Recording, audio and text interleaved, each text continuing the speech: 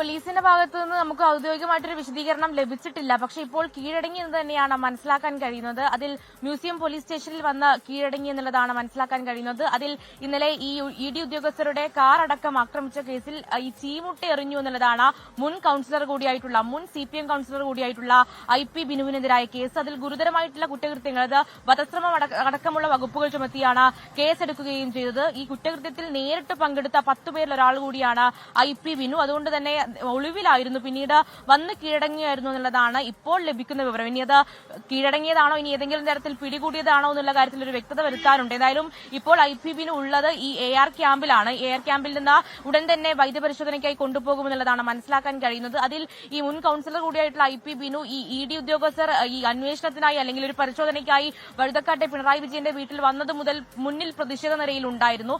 അതിനുശേഷമാണ് ED ഉദ്യോഗസ്ഥർ കാറിൽ പുറത്തേക്ക് ഇറങ്ങുമ്പോൾ ഈ ആക്രമണത്തിന് നേതൃത്വം കൊടുക്കുകയും അതുപോലെ തന്നെ ചീമുട്ടയെറിയുക അടക്കമുള്ള പ്രവർത്തനങ്ങളിൽ ഏർപ്പെടുകയും ചെയ്തു എന്നുള്ളതാണ് നമുക്ക് മനസ്സിലാക്കാൻ കഴിയുന്നത്. അതിൽ ഒളിവിൽ പോയ IP ബിനുവിനെ അല്പസമയം മുന്നേ പോലീസ് അന്വേഷണം തുടരുകയായിരുന്നു. ഇതുവരെ 16 പേരെയാണ് ഈ സംഭവത്തിൽ അറസ്റ്റ് ചെയ്യുകയും ചെയ്തിട്ടുള്ളത്. പിന്നാലെ ഈ വന്ന് കീഴടങ്ങി എന്നുള്ള കാര്യം കൂടിയാണ് മനസ്സിലാക്കാൻ കഴിയുന്നത്. അതിൽ പാർട്ടിക്ക് വേണ്ടി ചെയ്ത ഒരു പ്രവൃത്തി എന്നുള്ളതാണ് IP ബിനു ഇപ്പോഴും പറയുകയും ചെയ്യുന്നത്. എന്തായാലും അതിൽ കൂടുതൽ അറസ്റ്റ് ഉണ്ടാകുമെന്നുള്ള കാര്യമാണ് പറയുന്നത്. ഇപ്പോൾ നമ്മൾ ദൃശ്യങ്ങളിൽ കാണുന്നത് AR ക്യാമ്പാണ്. അവിടെയാണ് ഇപ്പോൾ IP ബിനു ഉള്ളത്. അതിനുശേഷം വൈദ്യപരിശോധനയ്ക്ക് അടക്കം കൊണ്ടുപോകുമെന്നുള്ള വിവരങ്ങൾ കൂടി അറിയുന്നു. ഇപ്പോൾ 16 പേരെ, നേരത്തെ കരകുളം സ്വദേശിയായിട്ടുള്ള പാർട്ടി പ്രവർത്തകൻ രാഹുലിനെ അറസ്റ്റ് ചെയ്തിട്ടുണ്ടായിരുന്നു. അതിന് പിന്നാലെയാണ് IP ബിനു കൂടി ഇപ്പോൾ പിടിയിലാവുകയും ചെയ്തിട്ടുള്ളത്. കൂടുതൽ അറസ്റ്റ് ഉണ്ടാകും. കണ്ടലറിയുന്ന 300 പേർക്കെതിരെയാണ് ഇപ്പോൾ പോലീസ് കേസെടുത്തിരിക്കുന്നത്. അതുപോലെ തന്നെ നേരിട്ട് പങ്കെടുത്ത 10 പേർക്കെതിരെയും കേസെടുത്തിട്ടുണ്ട്. അതുകൊണ്ട് തന്നെ ഇനിയും കൂടുതൽ അറസ്റ്റ് ഉണ്ടാകും. ദൃശ്യങ്ങളടക്കം പരിശോധിച്ച, ഈ മാധ്യമങ്ങളുടെ കയ്യിലുള്ള ദൃശ്യങ്ങളടക്കം പരിശോധിച്ചാണ് ഇപ്പോൾ പോലീസ് അന്വേഷണം തുടരുകയും ചെയ്യുന്നത്.